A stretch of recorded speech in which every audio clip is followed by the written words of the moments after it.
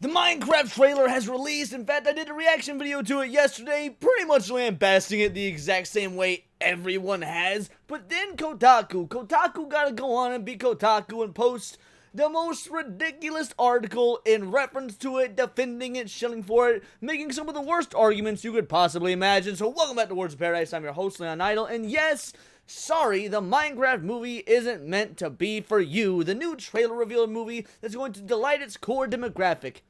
And that ain't you. And, I gotta tell you guys, for an article, for an outlet that writes about video games, they seem to understand very little about video games. I mean, we all knew this, but it really shows when they're talking about Minecraft specifically, because remember, Minecraft is always vying for the number 1 or 2 video game spot, just opposed to Roblox. It's always those two in the number 1 and number 2 spot. You don't get to be number 1 and number 2 if your only target demographic is, let's say, children, for example. As the Minecraft movie trailer broke yesterday afternoon, the internet was immediately abuzz with cynicism and disappointment, as adults across the world simultaneously expressed one thought: who is this film even for? What almost every single one of them forgot is they're not 9-year-olds. I hate this argument for a multitude of reasons. We can break down within the I have not even read further than the first paragraph, by the way, when I decided to make this video, because everything I need to say can be attacked in this first paragraph. So let's start with the first part of they're not 9-year-olds. You're right. Us adults are not 9-year-olds. That is factually accurate. However, do you not think 9-year-olds should get good quality entertainment? Because as an adult, as a 30-year-old man, I at one point was 9 years old. And let me tell you, when I go back and I look at the movies that came out in the 90s and the 80s, when I watch movies from the early 2000s, I can tell there's an objective quality difference than what is coming out now. I mean, I saw Beetlejuice when I was around 9 years old. That movie still holds up fantastically as something that you can watch as a child, as an adult. You can watch it together with the family. Or what about Disney when they were at their apex? When Disney was releasing films like The Lion King, when they were releasing films like Toy Story, or you can even go into the 2000s and say Emperor's New Groove, Atlantis, Treasure Planet.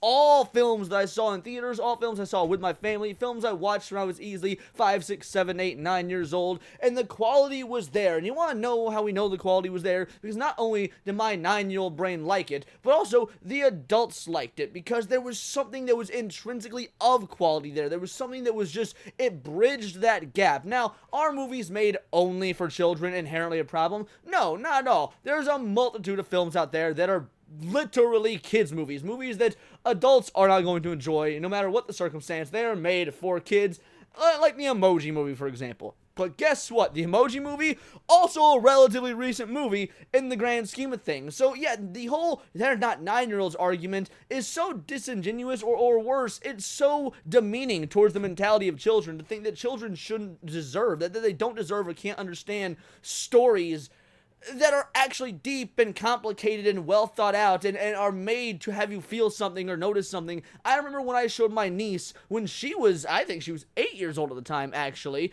the Lord of the Rings trilogy, and it brought her to tears. Specifically, the internal struggle of Gollum versus Smeagol brought her to tears. And I thought, like an ignorant fool, there's no way this 8-year-old kid's understanding this, and I asked them to explain it to me.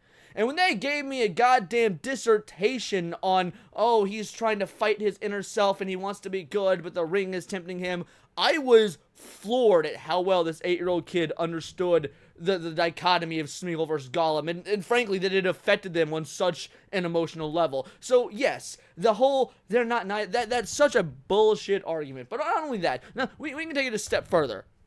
Guess what video game movie came out last year that made bank at the box office over $1.5 billion? The Mario movie. And you want to know why that worked? Because Mario is a generational thing. You've got parents, grandparents, children who all grew up with Mario. Minecraft, while not near as old, isn't too dissimilar. I mean, you gotta remember, Minecraft, there's a reason people in their 30s and in their 40s and whatnot enjoy the game. Because it came out in the mid-2000s, like 2007 or something like that. Minecraft's been around for a hot minute. So you got individuals who, yes, they were in their 30s and 40s now, but they were playing it in their teens and their 20s. So you would kind of want the film to also appeal to them, mainly because they're the ones with the money. I get it. 9-year-olds love Minecraft, and that's A-okay. 9-year-olds love Minecraft.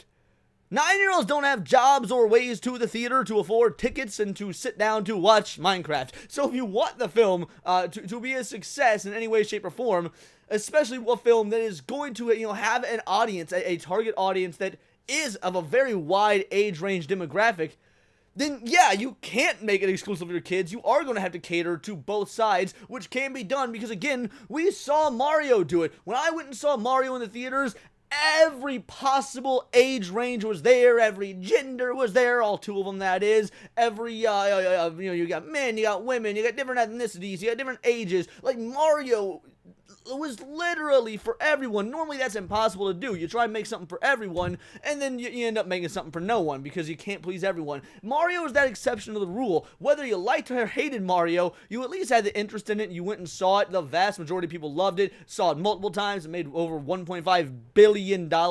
I don't see that happening with Minecraft, because it just looks cheesy, hokey, soulless. There is nothing magical about it. So yeah, already we are 1 paragraph in. I've been recording for like 6 minutes, so let's keep going and see what they have to say. My son, who is a 9-year-old turning 10 next month, loves Minecraft as much as pretty much any other kid his age. He has Minecraft t-shirts, watches endless hours of other people playing Minecraft on YouTube, and is currently mostly obsessed with the so-called parkour modes when playing the game himself. Now, I have told you guys that I play Minecraft, and I do. I got into Minecraft relatively recently, within the last few years, and guess who got me into Minecraft? That's right, the individual I mentioned earlier, my niece. My niece is a big Minecraft fan, has been her whole life so far as I know. I mean, I don't know when kids start playing video games or whatnot, but she liked Minecraft at least as long as I can recognize that she's had a personality. And when she watched this trailer, she did like it. She was very enthralled with the trailer. However, afterwards, also said,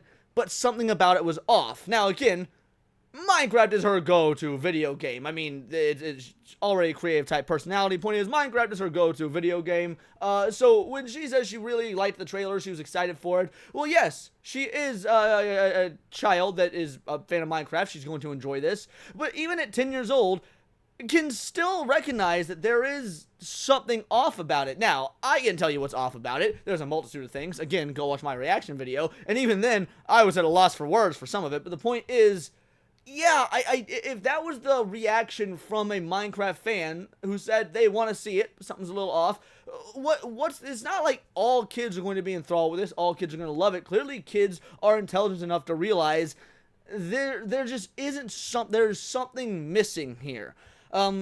Manages to find the touchscreen of his tablet. I'm very sorry to tell you, it's Minecraft's target audience. This morning while he was having breakfast, I showed him the Minecraft movie trailer. I did this because I'm told sneery old Zach and Ethan in the Kotaku Slat that I would, promising to show it unprompted so I could report back on his genuine reaction. When the Infaminer clone Minecraft appeared on radars in 2009, it was a game for adults. That's mostly because it was sort of a secret, an alpha project passed around by friends and launched via a weird Java console with weekly updates dropping new elements that would have to be discovered. The website I was co-running at the time was posting about it as early as June 2009, and I personally played it a lot that year, and indeed for much of 2010.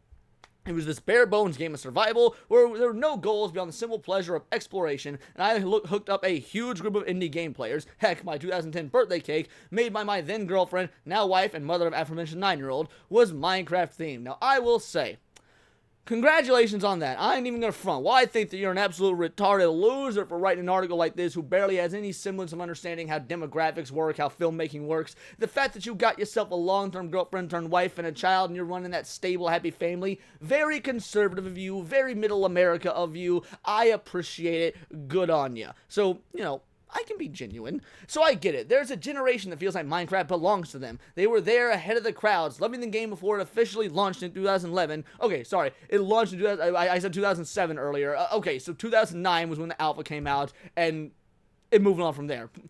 There's not, all those years start to blend together. Certainly before it became one of the biggest franchises in the world, and Microsoft bought it for $2.5 billion. But even that colossal sale was 10 years ago.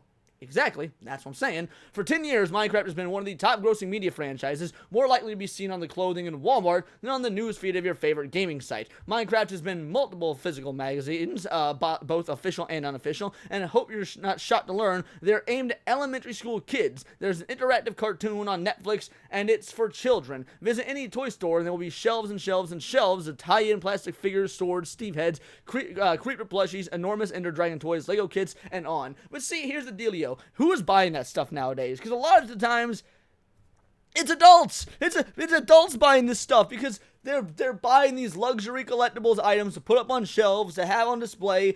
Kids aren't really playing with toys nowadays. There's actually kind of a big downfall of the toy industry. We see that kids are more addicted to technology. So you're right. There is all this stuff in the toy section being bought by adults. Now, whether it's being bought by adults for adults or being bought by adults for children, the fact of the matter is, it's adults spending the money.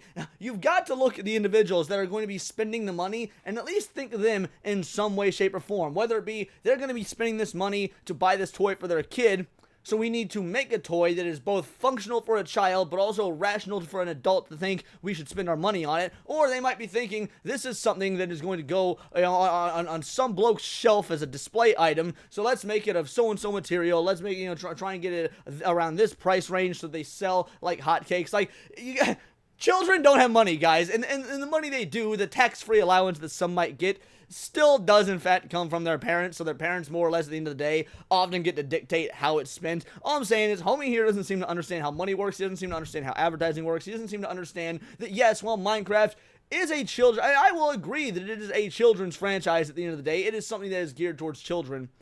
That doesn't alter the fact there's a large demographic, and frankly a lot of individuals, again, in their late 20s through, I would wager, early 40s, that are massive Minecraft fans that just aren't going to see this film, and the movie is going to suffer because of it in terms of the box office. And frankly, the writing and story quality have probably suffered because they thought too much of children, when children deserve unequivocally, and I think this is the most important point, that's why I keep looping back to it so much, children unequivocally deserve good quality content and not just slop that you can throw on a screen and say, look at the bright colors, sit there for 2 hours while I go fuck your mom and we don't get you disturbed. Like that's not how children's content should work. That's what it seems like we're getting nowadays, and frankly I weep for the children growing up now that didn't get all that good shit that we got in the 80s through early 2000s. But those are just my opinions. Let me know yours in the comments down below, or let me know on X, where you can find me at Bolt the Word. And please do subscribe. I made nerdy news channel. I cover nerdy news every day, not always about movies, the video game scene, but yeah, anime, movies, Magic the Gathering, video games, music, you name it. Check me out on Instagram at wordsofparadise_Leon and become a member for $4.99 a month. You can join the Discord, choose the articles I go over on a day-to-day basis, choose the videos I react to on my Friday night live streams, and of course, get involved in over 80 other vital idols. We are a bright, beautiful, glowing, vibrant community that I cannot wait to grow even further because we do care about diversity. Only one kind of diversity of thought. If that's interesting to you, join the Discord, hit subscribe, and until next time, it is all here in the Nerdosphere. This has been Words of Paradise.